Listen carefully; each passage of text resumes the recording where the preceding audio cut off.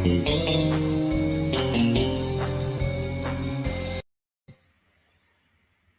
government investigators and fraud controllers. I'm Mike Evans from the Australian Security Academy, and welcome to our support program for the Diploma of Fraud Control, the Diploma of Government Investigation, and the Advanced Diploma of Government Investigation and Fraud Control.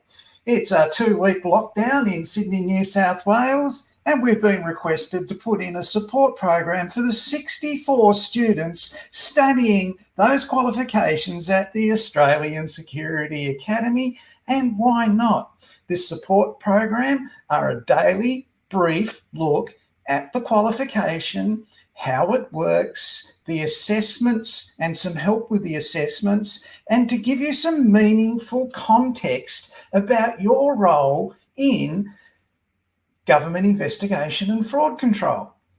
Now, we live in 2021, which is the digital age, and fraud is out of control due to the anonymity of the digital age and the World Wide Web. And fraud can be easily conducted cross borders, cross countries, cross jurisdictions by anyone with the inclination and the capability to do it. Within government departments, historically in Australia, we used to have old Fred and old Mary, who were senior members of the government department, and they would deal with 3 or 4 complex frauds a year, and they would deal with 5 or 6 sort of uncomplicated, unsophisticated frauds every week. And when we had an issue, we could go to Fred or Mary and say, what do you think? And they'd go, well, from my experience, we had one of these back in 1952, and this is what we did then. Well, that knowledge and that go-to person has retired and moved on, and it's a different age. We don't have the luxury of that now. The person that was in charge of the department's fraud control last week, they've moved on to a new role in the fraud control in the new quick rollout response for COVID. So they are not in your department anymore. And now your department has asked you to study this qualification to fulfill that role. And that's quite daunting when you look at the fact that you've got to study all those units to get the qualification to meet your compliance obligations to hold that role. And you haven't got Fred and Mary to consult with. Well, it's not that difficult, and we're here to help you with that. So in doing that, each day we're going to have a short 10-minute program where we go through a unit of competency and explain why it's relevant. Now, Fred and Mary are gone. I'm going to explain to you. And remember, they had 11 or 12 frauds to deal with each week. A lot of experience there over their 25 years in the department. And I'm going to explain to you the context of how you completing this unit is really important. So let's have a look at the video.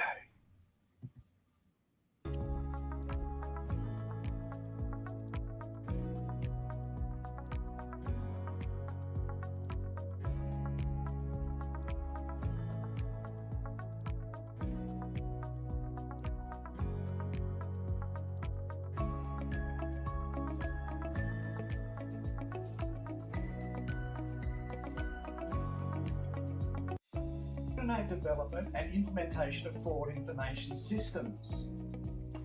This unit describes the skills required to coordinate the development of data information systems relevant to fraud corruption control. This includes establishing objectives of data collection, ensuring that data collection matches requirements, and implementing data collection matching systems. This unit applies to those working as internal staff or contractor consultants involved in the development of data information systems. The skills and knowledge described in this unit must be applied within the legislative, regulatory and policy environment in which they are carried out. Organisational policies and procedures must be consulted and adhered to. Those undertaking this unit would work autonomously, performing complex tasks in a range of familiar contexts within their organisation. So there are 3 assessments in this unit. Where can you get help with those assessments? If you are studying the Diploma of Fraud Control or the Diploma of Government Investigation or the Advanced Diploma, scroll down to the unit in your Moodle menu and find Coordinate and Development Implementation of Fraud Information Systems. Click on that and then scroll down to Topic 3. At the end of Topic 3 is a URL that will give you assistance in your 3 diploma level assessments for this qualification. Once you complete those assessments, receive feedback and are deemed competent, over 1 million attempts at fraud against the Commonwealth have been disrupted or negated by your work here. Think about that. There are 64 people currently studying those 3 qualifications. That's 64 million attempts at fraud against the Commonwealth disrupted by you completing those assessments, adding to the assessments from your experience and writing that unit off as complete in your diploma or advanced diploma, government fraud control or investigation qualification. And that's very satisfying.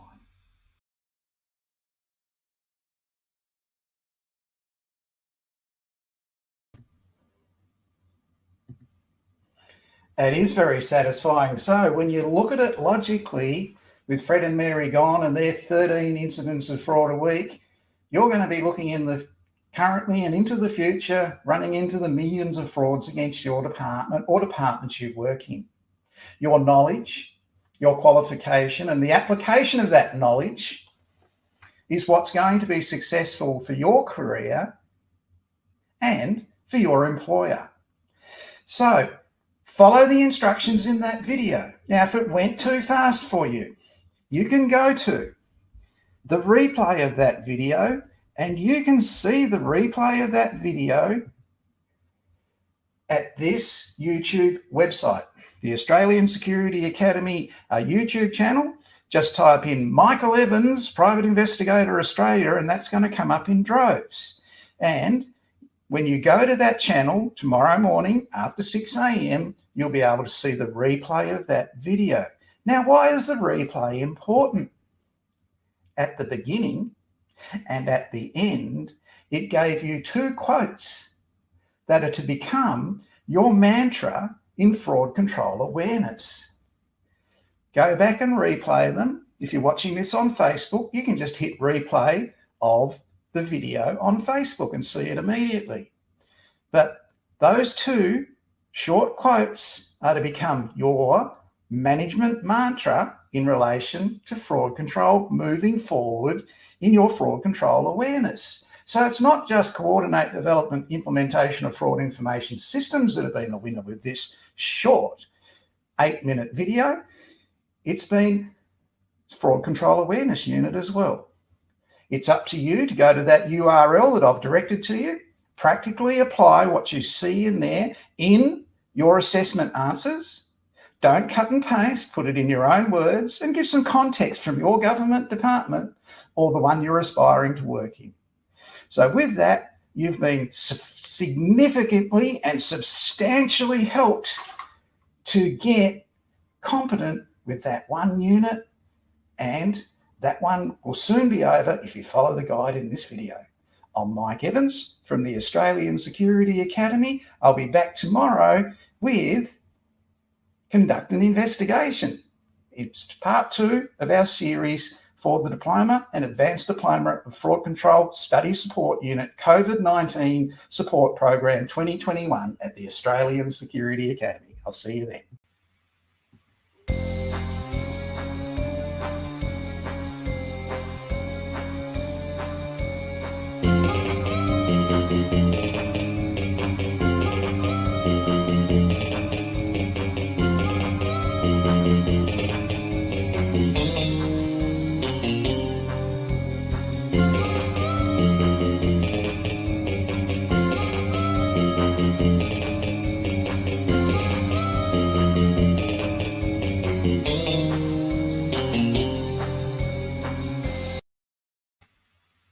Hi investigators, Mike Evans from the Australian Security Academy with today's episode of our support program for those of you who are Australian Security Academy students studying government fraud control, government investigation, and Advanced Diploma of Government Investigation in the Management of Investigations program. So if you're studying a diploma, you're studying a management qualification, and this is our 10-minute daily support program for those in lockdown in New South Wales, and we've joined you today from Queensland in lockdown for 3 days. So this is to help you get through the study in those programs and help you with the assessments. Today we're going to look at conduct an investigation. And I made the point yesterday, and it's really important, that gone are the days where we had the single go-to person in the department who we could rely on to give support and advice on an emerging trend in investigations. And I talked about old Bob and old Mary, and you'd go along and say to old Bob, what would you do in this situation? And he'd go, yeah, back in 1963, we had the SMECs, single mums exaggerating calculated kids. And that's what Bob was saying. Mary'd be in the background and she'd go, no, it was the SMECs, single mums incorporating numerous kids that were ripping us off back then. And there'd be a big argument over the SMECs and the SMECs between those two. It was quite entertaining. But today, you haven't got that. You've got to go and do the investigation yourself. You're the person responsible now. And your workplace wants you to be fully qualified in that role. So today we're looking at conduct an investigation, and people say to me, oh, I wasn't born a police officer. I've got no background as a detective. I'm not an investigator. How am I going to start? What platform am I going to build upon to get into this? It's going to take me years. Well, it's not.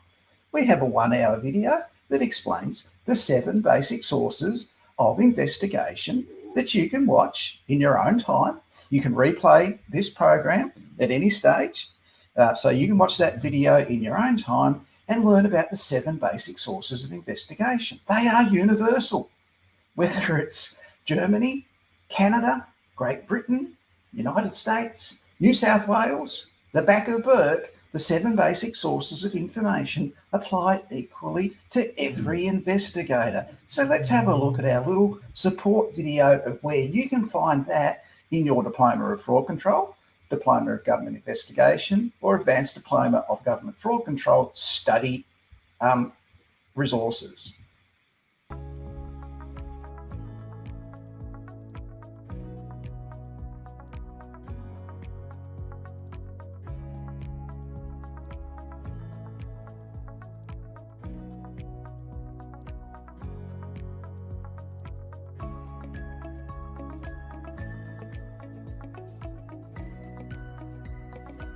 Today we're looking at the unit Conduct an Investigation. Now, this is a great unit for laying the foundation of what you're going to do. A lot of people think you have to be James Bond or an ex-detective to conduct an investigation. Well, you don't. And today I'm going to show you where to go to find the 7 basic sources of evidence for any investigation that you'll ever undertake. And it's pretty basic, and it's all the same all around the world. And they use it for any type of investigation, and you can implement it in your work tomorrow. So we're looking at where you can get help for the 3 assessments in Conduct an Investigation in Fraud Control, Government Investigation, and Advanced Diploma. In the Moodle menu, scroll down to the unit Conduct an Investigation. So each one of those qualifications has that unit on the Moodle list. Click on it. And once you click on that, go down to the end of topic 1. And at the end of topic 1, you'll see a link to a YouTube video URL, and it is quite a lengthy 60-minute video. But if you want to get your head around where you're going to get evidence from when you conduct any form of investigation, it's the video that will supply that for you. Now, it has examples that might not be relevant to your work, but they are relevant to investigations and can be applied in your work. Fraudsters want to keep a low profile. they rely on weakness, vulnerability, and slow response. Once their scam is negated, they move on to a softer target. You are the resistance in your workplace. You have evidence gathering options in that video. They will see that you are visibly monitoring what you're doing, and it's a countermeasure they don't like. When they know you're watching them and you can investigate what's going on and respond quickly, it becomes too high risk for them. So they have to move on to a softer target where they can get away with their scam and keep that low profile. And in your government fraud control, government investigation and advanced diploma work, you will do that 5 times each week.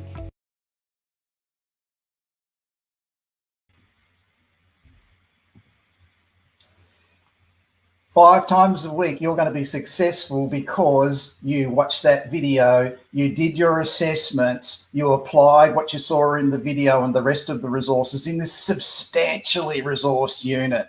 There is a heck of a lot of resources in there that you can use in your investigation work. In that Moodle unit, conduct an investigation.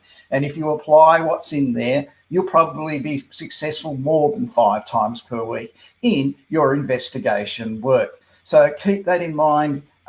When you become qualified in that unit and competent in it, it makes it hard for those who wish to commit fraud against your department. Fraudsters do not want to be exposed. As soon as they're exposed with their scam, they'll move on to the softer target. So they'll go down the road and try and rip off Veterans Affairs, or they'll go and try and rip off the education system. But because you're there, you're qualified, you're right onto what they're doing, and you hold that unit from yesterday and this one from today, you make it hard for them and you send them somewhere else. So that's great value for your employer, for your future career, and for the Commonwealth of Australia saving money as a result of your hard work in this study. So earlier in this video, I talked about the SMECs and I talked about the SMECs. So we had the SMECs and the SMECs. Everything that happens in government, there's an acronym for. It's really weird, isn't it? So I think there must be someone there that sits around, gets paid $75,000 a year plus superannuation to come up with acronyms. Tomorrow, we're going to look at CAPOOM. Have to be the best acronym you could possibly have. And in that video tomorrow, for a short 10 minutes, when we talk about our study support, you're going to find out, do government departments share information? See you tomorrow. I'm Mike Evans from the Australian Security Academy. Good work, investigators. Well done.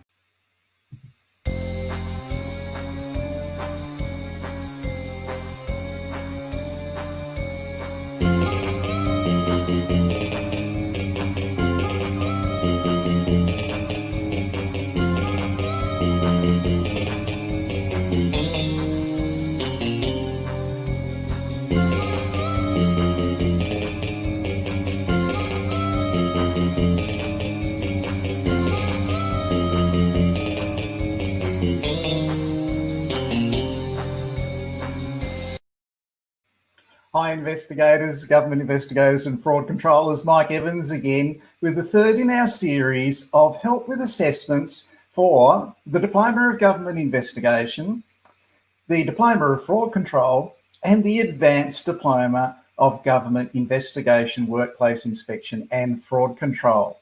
During these short 10-minute programs, we're showing you where to go to get assistance with the assessments so you can move through this diploma assessed unit quickly and in detail, and find and research your answers for those assessments and be deemed competent in that unit as it builds towards your required units for your diploma. Now, today we're looking at anticipate and detect possible fraud. Yesterday, I was talking about that. This is our third episode in the series. Yesterday, I was actually talking about that, and I made something up, and it was something that I just made up. So I was talking about today, we can't go to old Bob or old Mary and us, and we don't have that single go-to person in the department anymore who's full of knowledge. They're all retired, they've gone, they've been transferred, whatever. And I made up the SMINCs, the single mums incorporating numerous kids, and the SMECs, single mums exaggerating calculated kids. Now, these two are fictional made-up things I use as an example where someone who didn't have any children claimed that they did and wanted benefits for it. Now, that's pretty weird, but it's just an example, so it's not meant to be an attack on single mums. These people didn't have any children, so they weren't a mum. So effectively, that's what I use as my example. And just after that, yesterday, it came out in the news in Tasmania that a lady had faked having a baby and she had scammed $160,000 from Centrelink. And that was reported in the Mercury in Hobart, and she's got to pay that money back. And there was a tragic set of circumstances involved in this matter with manipulation by her parent and that sort of thing. There's always a tragedy with these sorts of things. So that came out in the news yesterday. It was like I had my crystal ball and I was looking at it going, oh, yeah, my example of mums pretending they had kids, I had no idea about it. But thanks, crystal ball. That was really helpful. So today we're looking at anticipate and detect fraud. So let's have a look at the video first.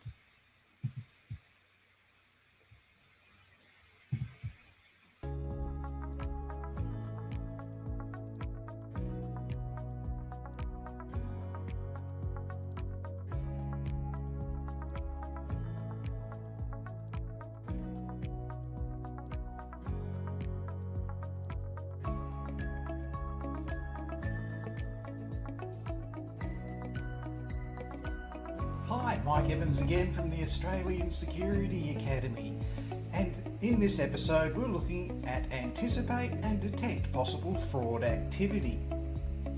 Hackers are out there and they are looking for vulnerabilities in your agency. They're methodical, they work through problems and they collaborate.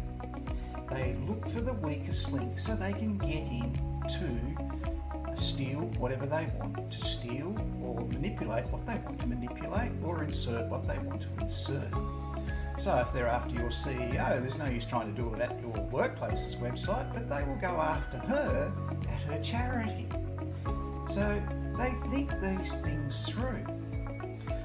So for a whole of qualification for Diploma of Government Investigation, Diploma of Fraud Control, or Advanced Diploma of Government Fraud Control, go to the unit, anticipate and detect possible fraud activity.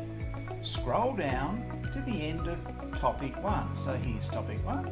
Scroll down to the end of it, and there are 2 resources to help you with your assessments throughout this program. Firstly, there's this link to a URL about discovering all your possible countermeasures, and secondly, there's a document about CLIPOOM, the information sharing legislation for Commonwealth Government departments.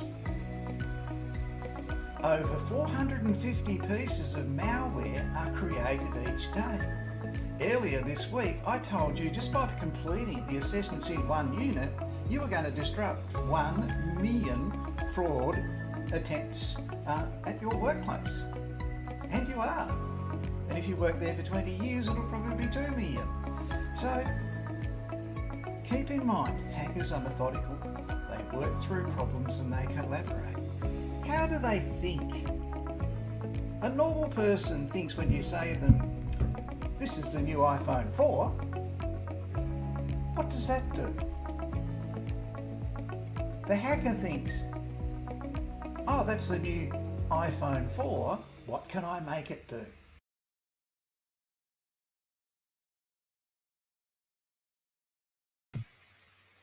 That's how they think. Now, when you go to anticipate possible fraud activity, anticipate and detect, you just scroll down, whether you're in the advanced diplomas or in the diplomas of fraud control or investigation. Scroll down there, it's at the end of topic 1. Everything you want to know about information sharing and the legislation is in that document. The URL gives you countless possibilities to implement fraud control within your department. Why is that important? You do that every day. Well, this is important in helping you with your assessments. If you click on that link, you'll have enormous resources over and above what you've already got in your resources on Moodle. But there are other examples and other ways of thinking there. You include that in your answers to your assessments, follow the guide in there, send it through to me for feedback. You'll work through this program a lot quicker than struggling to think about it over the weekend or at work on your own. There's help for this sort of stuff. It's in topic 1, in anticipate possible and detect possible fraud activity, and it's going to help you with your assessments. I'll be back again tomorrow with the 4th in our series this week for the study support. We'll see you then. I'm Mike Evans from the Australian Security Academy.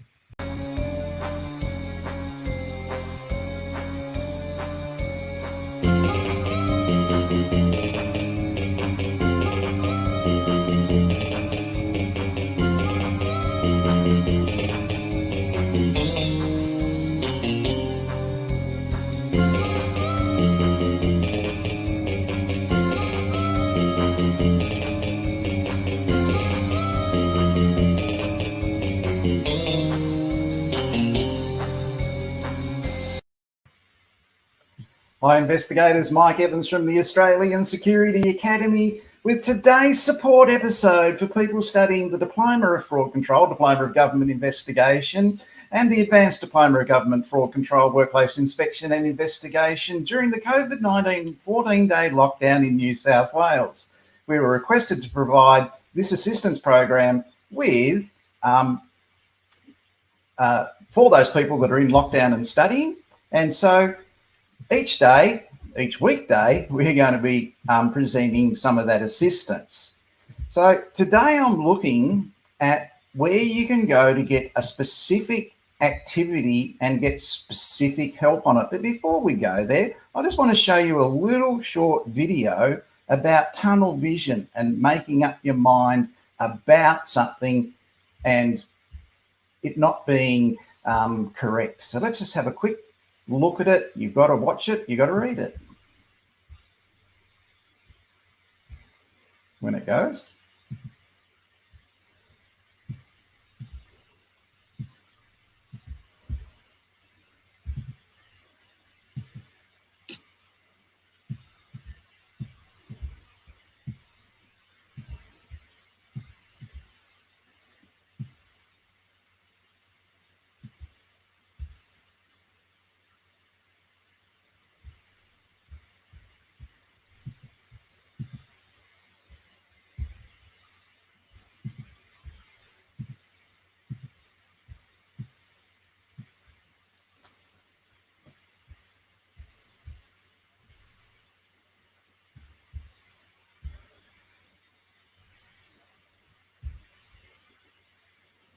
So we're looking at fraud in this presentation today. So definition of fraud is a lie told to gain benefit, chattel, or advantage. And I'm going to show you some examples of frauds in relation to that. So we've got a couple here. This one's a beauty. She's a lady in South Australia who lied on her CV about her application for a job. She was awarded a $300,000 a year job in government in South Australia, and now she's going to jail for that lie. The definition I told you was a lie told to gain a benefit, chattel, or advantage. Now, she got the advantage of that job. Other people who were far more qualified than her missed out on the job, and so she got the job. So she was found to be incompetent at it, found that she'd lied at it, and this was only after an investigation. This gentleman's famous in Australian history. He got a $400,000 a year job in Myer in Melbourne just through lying on his resume. He was charged with fraud by the Victorian Police. You can Google his name and see what happened to him. This one's hot off the press, happened in Tasmania today. A horse breeder was jailed for defrauding the Commonwealth of $100,000. So it's very serious stuff in relation to what we do. There are serious outcomes. Our investigations are going to affect someone's reputation, someone's way of life, even potentially someone's freedom. So let's have a look at our little video that's going to help you today with one assessment activity.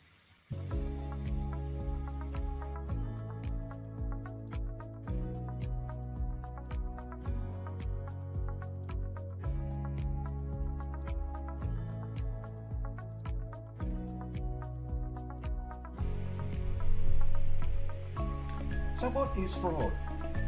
Fraud, the definition that you should be using to make it simple for creating fraud control awareness is... Oops.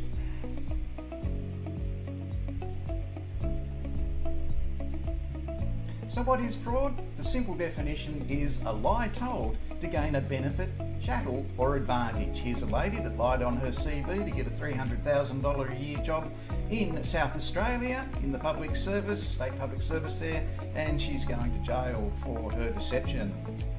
This one was a very famous one in Australian history. A man got a $400,000 a year job at Myer in Melbourne in marketing, and he lied on his CV and he was charged by the police with fraud in that case. This one's the most recent one. It happened today. In Tasmania, a northwest coast horse breeder was jailed for defrauding the Commonwealth of $100,000. You know what the penalty for fraud is in Australia? The maximum penalty for fraud in Australia is the same as the maximum penalty for murder. It's 14 years in prison. But nobody ever gets that because we have a soft justice system. To coordinate investigation processes, and at the end of topic 1, here's topic 1, you will see 8 examples of fraud in government. It's a YouTube playlist and it has a 3-question video in it that's very short, only goes 1 minute 30 seconds, that tells you how to finish any investigation. Really worth checking out that playlist. There's some good examples of frauds and what went wrong in government in that playlist, so you can plan your investigation assessment activity at the end of this unit. Fraud is not only conducted by hackers, it's also conducted, as you've seen here today, by people within government or aspiring to work for government. You're the investigator. Use those 3 questions in every investigation.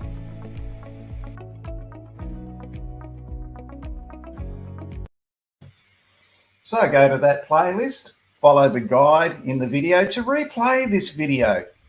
If you want to watch it again, you just go to the Australian Security Academy's YouTube channel at 8 o'clock the next morning, and that video will be sitting there for you to replay. Now, at that same channel, that link that I told you about with those examples of fraud is available on that playlist as well. So follow the link in your Moodle resources for the Australian Security Academy Diploma and Advanced Diploma programs. When you look at that last video, the 3-question one, it's a really excellent guide on how to do an investigation. It gives 3 simple questions that you must ask yourself at each stage. You've got your instructions, you ask yourself those questions. You've got your first witness statement, you ask yourself those questions. You've got CCTV, you ask yourself those questions. You've got documentary evidence from bank records, you ask yourself those questions. Now, this can all be used in the first activity in the unit that we are talking about in this video today, the first assessment activity. So those 3 questions, if you look at them on the video, it says, what have I been given? What else might be available? And what else can I get? And when you've exhausted all those 3 questions answers all the way from the beginning to the end of your investigation, you know your investigation will be complete. Anything missing and your investigation's not finished. So follow that link, go and watch that playlist, see examples of frauds in action. The first one is about a man named Joel Barlow in Queensland, and it tells you in the video what went wrong. There was low-level compliance by staff on policy and procedure application. There was low awareness of the risk of fraud in that department. There was a failure to properly investigate complaints and audits, compliance audits. There was failures of financial management, failures of accountability, supervision, and failure upmost of management. which led to us being fraud investigators and being employed to investigate Joel Barlow's fraud. Here's just one. You'll see a very creative lady in the health industry ripping off some people. There's a creative mechanic and a very, very creative fraudster in a diploma mill in a TAFE in Queensland. These are all very good examples of what can go wrong with people internally in government committing fraud. So it's not just people applying for benefits that commit fraud, but people who see weaknesses and vulnerabilities within government and take the opportunity that's presented to them to commit fraud. So thank you for watching today. I'll be back tomorrow with how do you go through the recognition of prior learning process in your study for Diploma of Government Investigation, Diploma of Government Fraud Control, Advanced Diploma of Government Investigation, Fraud Control and Workplace Inspection. I'm Mike Evans from the Australian Security Academy. I'll see you then. Thanks for watching.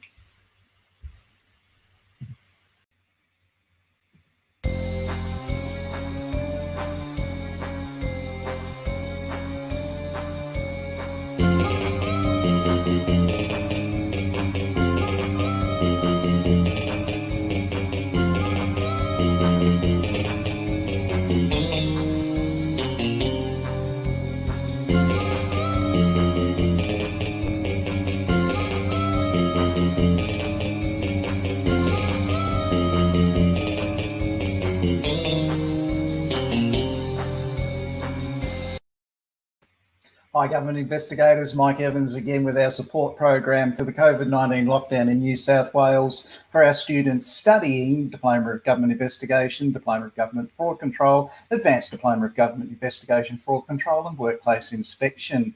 Today we're going to look at a substantial investigation technique called the time and event line. Now, as government investigators, we use time and event lines quite extensively. The police use time and event lines. Here's one they use in a murder of Jill Maher in Melbourne. That's an indication of the time and event line for things that happened there. Here's another one where a husband killed his wife in Melbourne. There's some of the time and event lines that they established during the course of that investigation. And this one's a murder in Victoria as well. So there's just some examples of time and event lines. And in the presentation that you'll be directed to at the end of this program, you'll see some specific ones. Now, nothing can happen in our reality without a day, date, time, and location attached to it. So if someone's going to lie to you, there's going to be something missing in relation to location, date, or time, or whatever that might possibly be. So keep that in mind. But in government investigations, we use time and event lines for some, we use the application of those for some certain things. You'll see in the video I'm about to play you how the Child Support Agency used it to solve issues over who had children at what times, which was one of their major problems. And they took the presentation that you'll receive the link to on time and event lines, and they applied that to their work, because the video that the link is to has nothing to do with what you do in government investigation.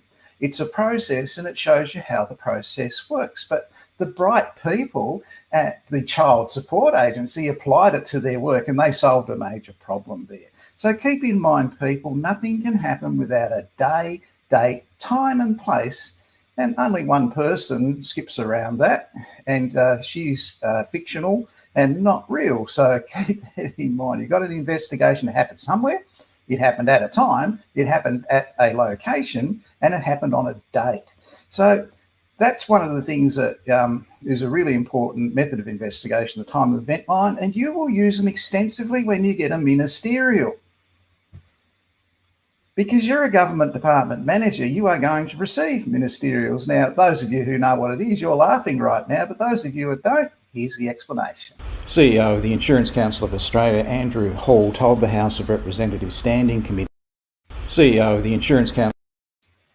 That's the wrong one. Sorry, my apologies. We're live and I've stuffed it up again. Let's go.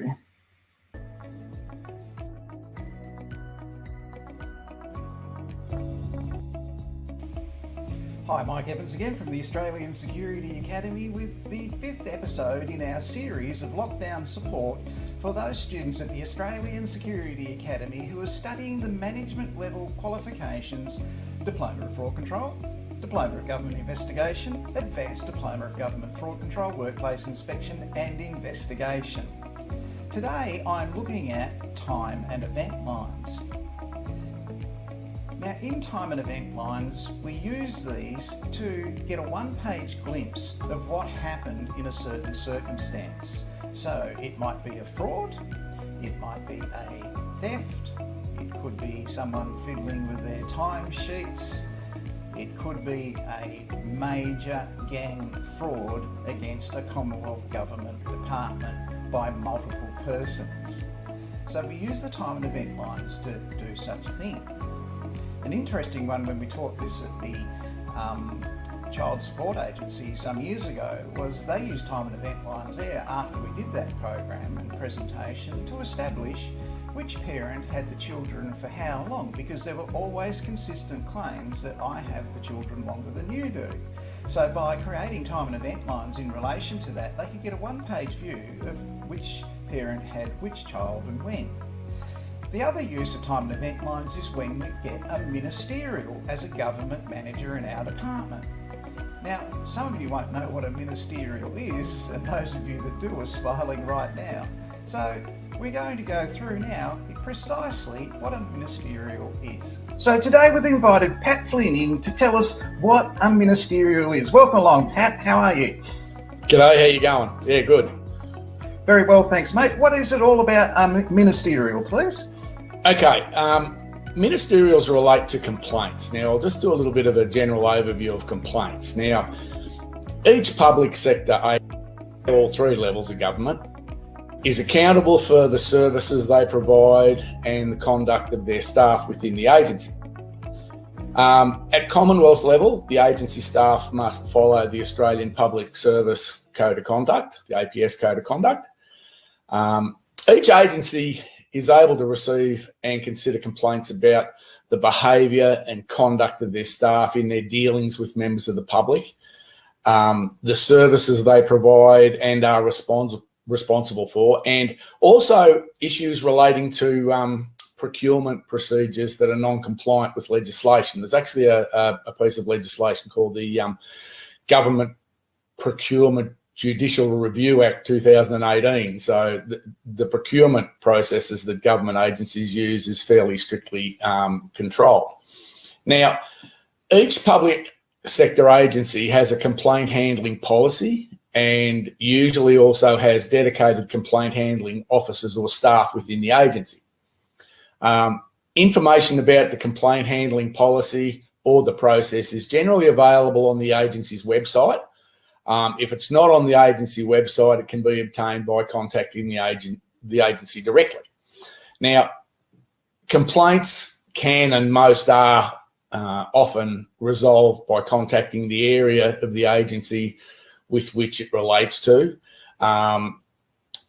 In circumstances where concerns cannot be resolved in the first instance by that area, the complaint can then be escalated to a more senior level within the agency.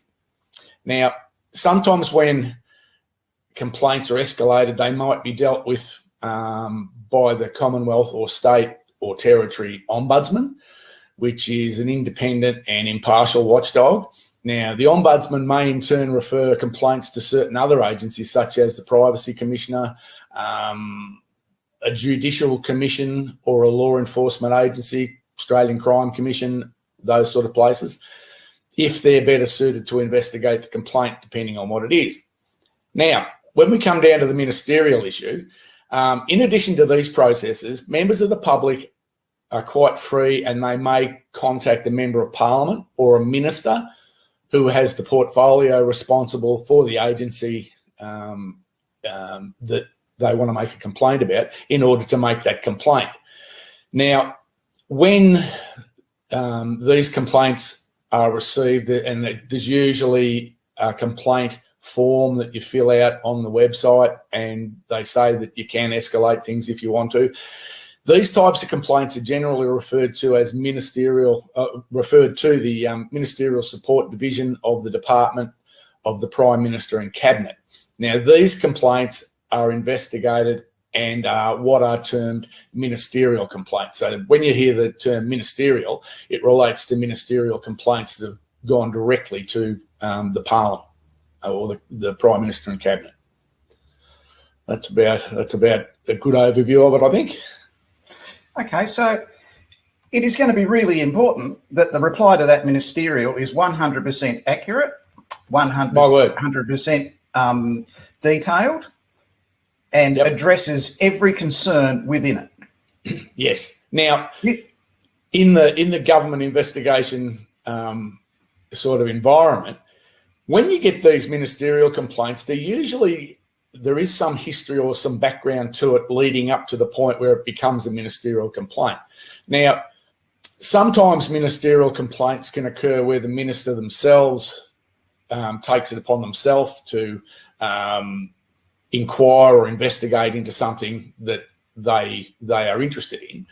Now, where you've got background or where you've got any history in relation to the escalation of that complaint, your record keeping and your note taking, file notes, contemporaneous notes, all of those record keeping processes are really important, because that's what you're going to fall back on in order to answer the questions that are raised in the ministerial complaints and are raised with all the issues that are identified. Thanks for coming in today, Pat. I really appreciate your support. Cool. Thank you. Bye. To locate the presentation, which runs for 49 minutes on time and event lines, go to Conduct an Investigation on your Moodle menu, scroll down to the end of topic 3 and you'll find it down there, and you can watch that presentation. It has nothing to do with what you'll investigate as a government investigator, but keep this in mind. The Child Support Agency turned it into something that was very valuable for them by applying the technique in their workplace. Good work, investigators. I'm Mike Evans from the Australian Security Academy.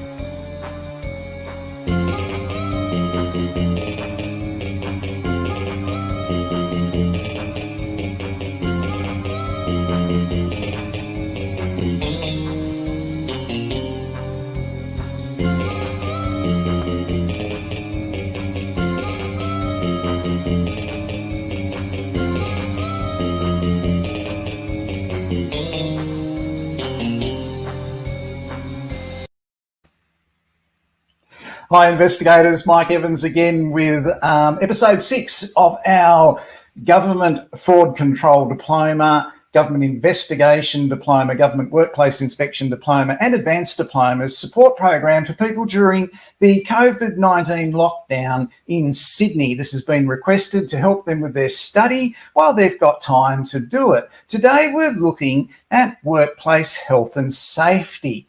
Now, I know what you're saying. We have that rammed down our throat. In the public service, the worst thing that could possibly happen is you get a really nasty paper cut. But it is a whole lot more serious than that. So let's go over and watch the video.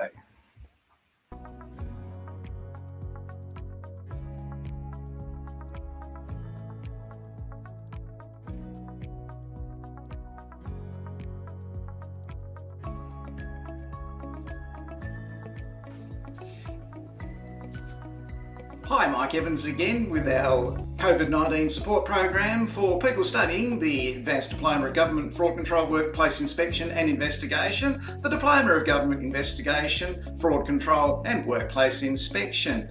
This episode 6 of our series of 10, we're looking at workplace health and safety, specifically ensure a safe workplace for a work area. Now people say to me, why do I have to study this? We get it on the intranet on a daily basis. At all the conferences we have to go to, we have it rammed down our throat. We're aware of safety in our workplace, in the office and in the field, and it's just overwhelming information, and it's just too much too often.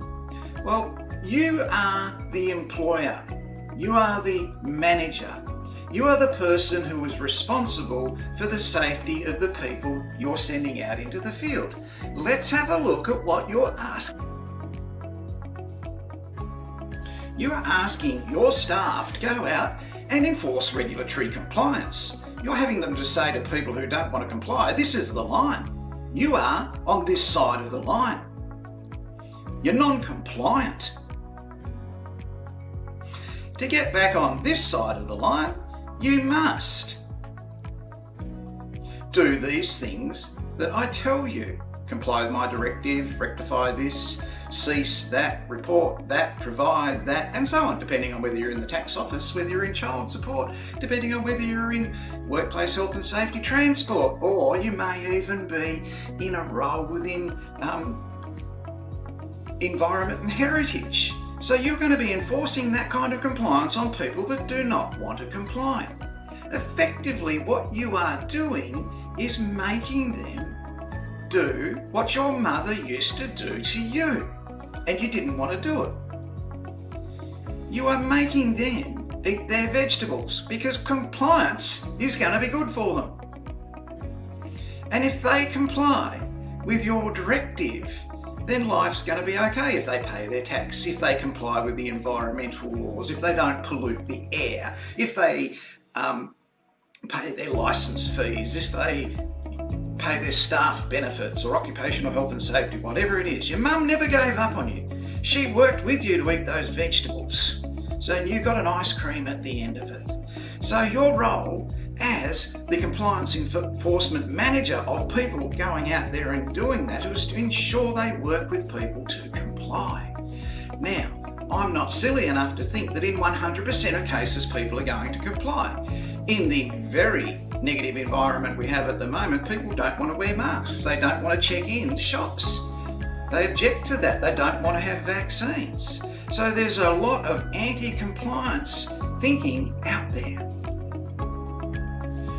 Your role as the manager of the people working for you is to ensure their safety when they go out and take statements, when they go out and collect evidence, when they go out and execute a search warrant.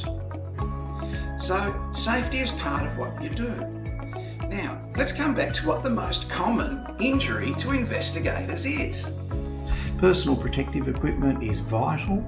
A lot of the times you're going to be conducting work where there was already one accident, and if you're going there, you're going to have to abide by the safety rules when you go there to measure, inspect and videotape the scene. So sickness and accident reporting are very important. Ergonomics, manual handling, noise control, storage of any hazardous substances you may collect as evidence. Now, a lot of people don't know this, but the most common injury to private investigators who are always in a hurry and rushing to their next appointment is a simple, easily avoided injury. What they do is they grab their laptop computer and they throw it in a bag and they throw it over their shoulder with a shoulder strap there, and they rush out the door and the door shuts behind them, the bag jams in the door and they pull a muscle in their shoulder and they're in neck pain and back pain for a long time afterwards. That is the most common injury to private investigators. Now, I know it's disappointing that it's not bullet wounds and fight scars and stuff like that, but it's quite a safe industry if you use common sense. So keep that in mind before you rush to your next appointment. Take a deep breath, have your bag ready, open the door, go through the door, make sure your bag's with you all the way through, then close the door behind you.